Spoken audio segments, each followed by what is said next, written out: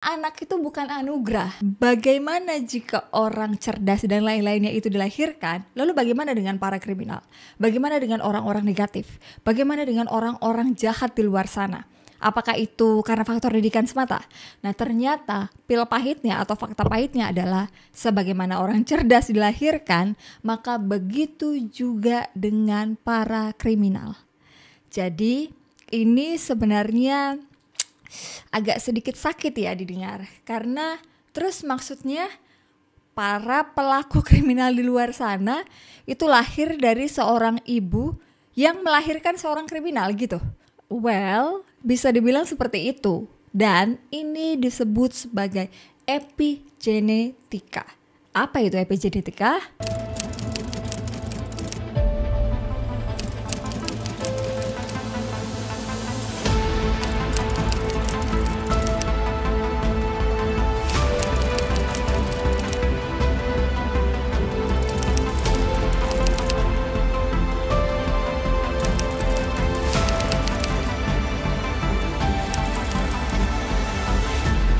Kesalahan terbesar kita sebagai society atau sebagai masyarakat adalah ketika kita menanggapi pelaku kriminal atau orang baik, orang cerdas menjadi dua kelompok yang berbeda berdasarkan didikan semata. Nah, ternyata pil pahitnya atau fakta pahitnya adalah sebagaimana orang cerdas dilahirkan, maka begitu juga dengan para kriminal. Jadi, mentalitas sukses, mentalitas atau keinginan eager, keras kepala, egoistik, less empathy, psikopat itu diwariskan. Jadi epigenetika itu adalah ilmu yang berkaitan atau yang mempelajari tentang ekspresi DNA. DNA ini itu ibarat kata kodeks ya. Kodeks itu ibarat kata adalah coding, kode. Jadi setiap misalkan karakter egoistik itu kodenya sendiri. Kita permudah seperti itu ya. Seperti karakter empati, punya belas kasih, itu ada kodenya sendiri. Seperti karakter tidak mau mengalah dan segala macam, itu ada karakternya sendiri gitu, ada kodenya sendiri. Tapi selama ini mungkin kamu berpikir DNA itu berkaitan dengan bentuk fisik. Jadi misalkan bapaknya bentukannya seperti ini, ibunya bentukannya seperti itu, terus kamu berpikirnya, oh pasti anaknya campuran, matanya kayak bapaknya, hidungnya kayak emaknya, terus tinggi badannya dan lain sebagainya.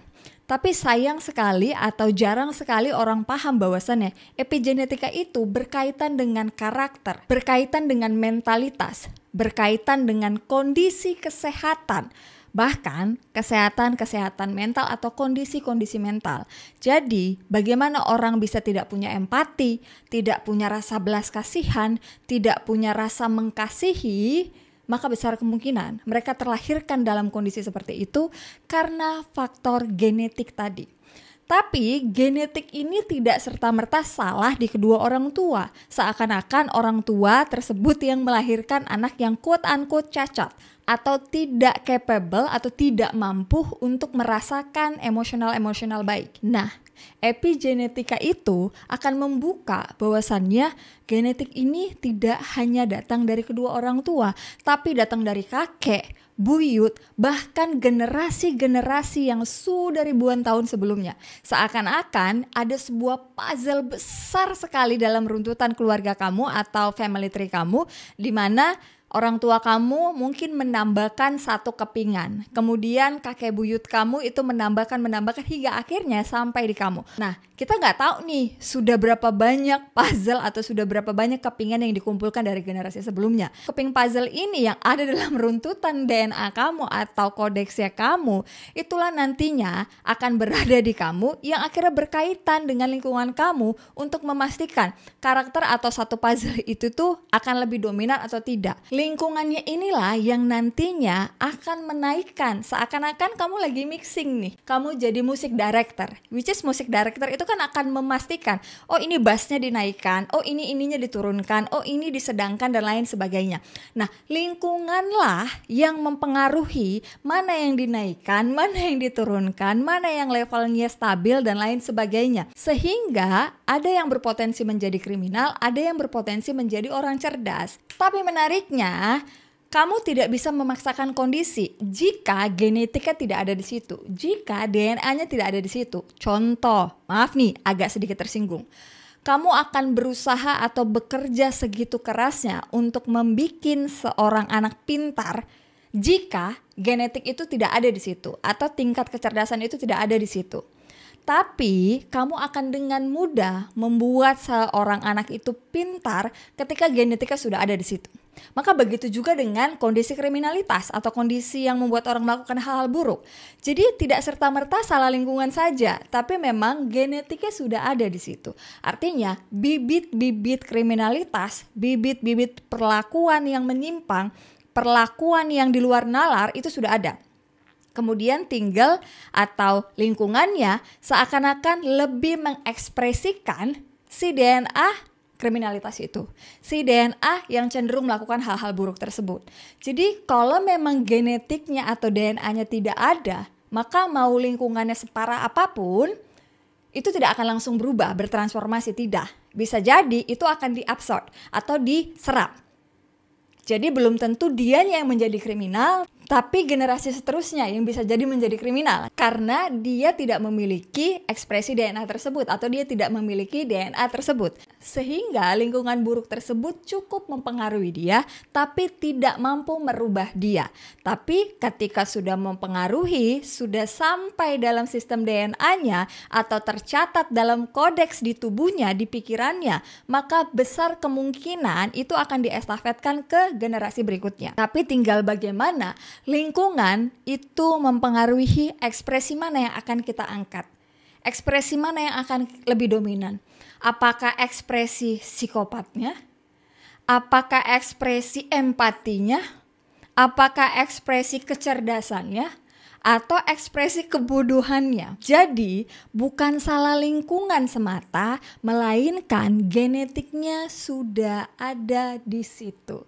Inilah sebuah fakta pahit sebenarnya yang akhirnya yang harus kita terima, bahwa jika kita percaya kecerdasan itu dilahirkan, maka hari ini kita harus percaya bahwa pelaku kriminal itu juga dilahirkan. Tapi pasti orang akan membantah, masa sih para kriminal itu dilahirkan? Buktinya banyak kok orang yang lahir dari satu keluarga, satu ibu, satu jadi kriminal, satu enggak. Lah itu buktinya berarti kan emang anaknya aja yang kurang ajar. Well, ini juga berkaitan dengan waktu dan proses pembuahan. Karena begini, pada saat sebulan atau bahkan setahun sebelum proses pembuahan, itu adalah momen krusial untuk menentukan kualitas dari si indung telur hingga si spermanya. Ya kan, ini kan selalu diabaikan nih, karena berpikir anak itu adalah titipan. Anak itu adalah anugerah. Di mana akhirnya orang mengabaikan epigenetika ini. Orang mengabaikan bahwasannya tidak seperti itu. Kualitas kamu setahun belakangan sebelum kamu reproduksi atau sebelum pembuahan itu menentukan kualitas dari si anak tadi. Jika setahun sebelum pembuahan kamu itu melakukan so many bad things, kamu melakukan hal-hal yang seperti merusak tubuh, segala macam ini itu, most likely bisa dibilang hampir dipastikan anak kamu akan mewarisi itu. Karena apa? Kualitasnya memang sudah buruk, seakan-akan selama setahun itu tubuh kamu mengekspresikan DNA tertentu yang lebih dominan.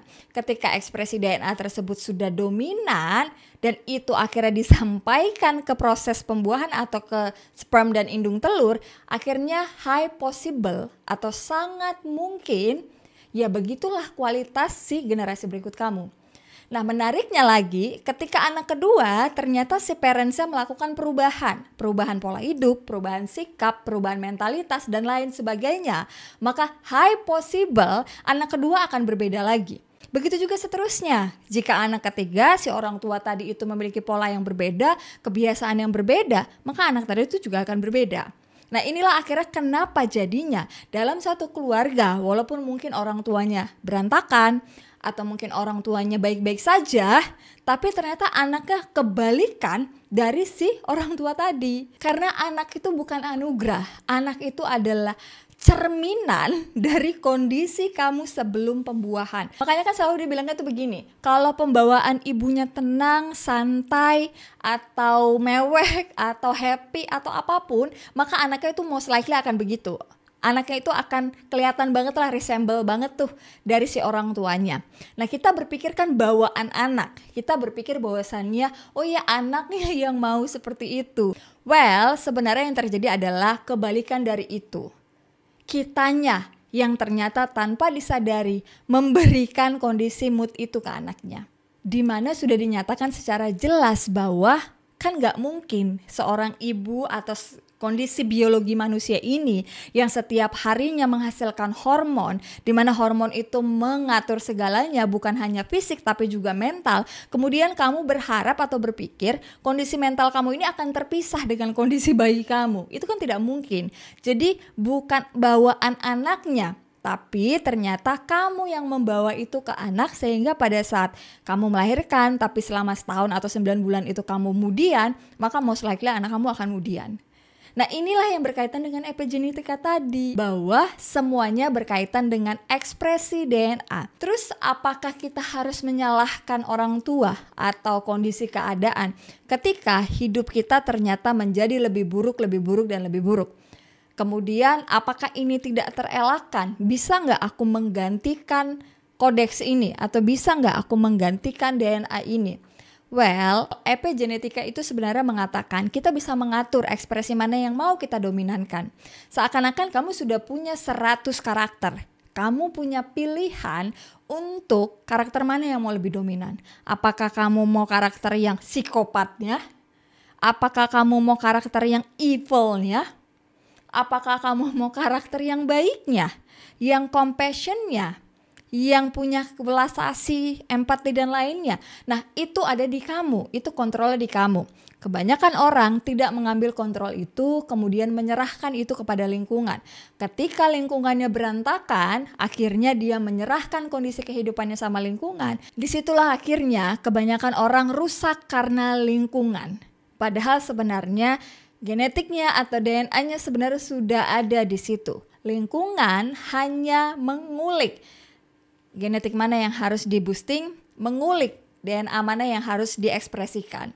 Dan ketika mau mengganti DNA yang berkaitan dengan karakter, sebenarnya yang disarankan adalah ubah kebiasaan kamu. Karena dengan mengubah kebiasaan kamu, artinya kamu meminta tubuh kamu mengekspresikan DNA kamu yang lain. Makanya ketika kita sudah tahu tentang historical family kita, sejarah keluarga kita, maka kita sudah harus punya awareness untuk sadar bahwasannya aku tidak bisa mengambil jalur ke sana. Karena apa? Aku berpotensi.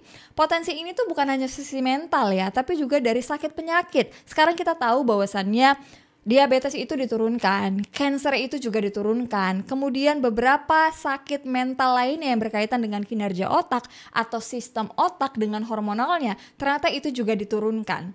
Jadi dari sini kita tahu bahwasannya DNA itu benar-benar segitu kompleksnya dan kita tidak bisa menyalahkan lingkungan lagi. Tapi besar kemungkinan orang tersebut memang sudah terlahir dengan DNA tersebut, sehingga gampang mengekspresikan DNA tersebut, alias gampang mengekspresikan berlaku baik atau berlaku buruk. Sesimpel itu. Tapi dari sini sebenarnya yang harus kita tangkap adalah jika kamu adalah orang-orang yang sudah berpikir dewasa, sudah punya belas kasihan atau punya pemikiran-pemikiran untuk merubah hidup dan lain sebagainya, terus kamu ngerasa bahwasannya, wah keluarga aku cuman kasih aku trauma, keluarga aku cuman kasih aku hal buruk, keluarga aku cuman kasih aku hal yang tidak mengenakan dan lain sebagainya. Akhirnya kamu blaming kan, ngerasa bahwasannya segala hal buruk yang terjadi dalam hidupku karena orang tuaku. Tidak bisa memberikan ini, itu. Padahal bisa jadi kamu hari ini bisa punya pemikiran untuk maju, bisa punya pemikiran untuk memperbaiki diri dan lain sebagainya. Bisa mungkin belajar banyak hal untuk memperbaiki diri kamu, itu tidak serta-merta itu tiba-tiba tumbuh dari diri kamu sendiri, enggak. Itu ternyata sudah ada dari generasi-generasi sebelumnya. Kemudian kamu di era sekarang dengan kondisi yang sekarang ternyata punya kesempatan lebih untuk mengekspresikan DNA tersebut lebih berkembang lagi. Akhirnya kamu bisa berpikir atau memiliki mindset-mindset berkembang. Jadi sebelum kita menyalahkan orang tua kita, sebelum kita menyalahkan kondisi yang mereka wariskan ke kita, seakan-akan itu sebuah beban, seakan-akan itu sebuah keburukan dan lain sebagainya. Mungkin hari ini kamu akan belajar bahwasannya jika kamu hari ini adalah orang-orang yang sudah memiliki mindset berkembang, memiliki keinginan untuk memperbaiki diri dan lain sebagainya, maka tidak bisa kita pungkiri atau kita bantah bahwa dari mereka juga kita mendapatkan genetik atau DNA untuk memperbaiki diri kita.